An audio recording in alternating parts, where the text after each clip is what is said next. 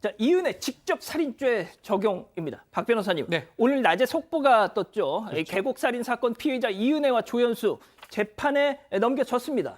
실제로 남편 사망한 지 2년 11개월 만에 지금 조연수와 이은혜 둘 다 재판에 넘겨졌고요. 살인죄, 살인 미수죄, 또 보험 사기 특별방지법 등이 미수죄가 적용이 됐습니다.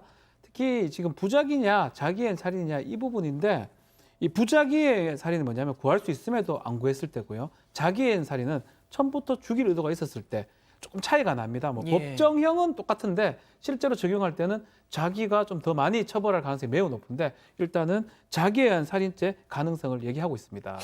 지금 말씀하신 것처럼 부작위에 의한 살인 혐의 당초 이걸 그러니까 구할 수 있는 걸 방치해서 죽게 했다. 이게 적용되지 않을까 했는데 검찰이 이건 그냥 살인이다라고 기소를 했다는 거는 어떤 양 변호사님 진짜 무슨 결정적인 증거가 혹시 나온 걸까요? 결정적이라기보다는 차이는 이겁니다. 그러니까 절벽에서 뛰어내리는 것까지는 이 고윤 씨가 자발적으로 뛰어내린 거고, 그 다음에 물에서 헤엄치지 못하는 상황이 있는데 그때 구해주지 않았다라는 정도였는데, 검찰은 사실상 절벽에서 뛰어내린 것도 자발적인 의사에 의한 게 아니었다라고 보는 겁니다.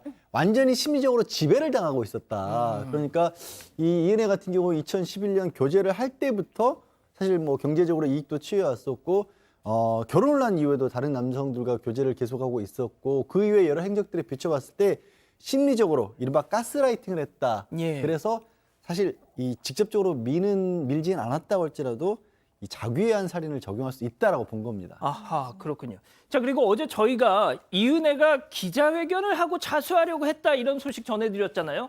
정말 그래서 어이가 없다 그랬었는데, 자, 그 이유가 무슨 검사 때문이었다고요?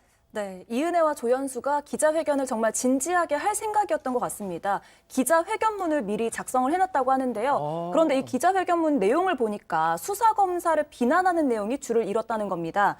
아마 이은혜가 이제 보기에는 이 검사가 좀 만만치 않은 사람이었던 것 같아요. 그래서 이들이 도피한 것도 가장 큰 이유가 검사 때문인 걸로 보이고요. 이 검사가 인사이동을 해서 다른 지청으로 옮길 때까지 도피를 하자 이렇게 계획을 세웠던 걸로 보입니다. 하하, 참 정말 당돌하다는 생각밖에 들지 않습니다. 기자회견문까지 미리 작성을 해놨다.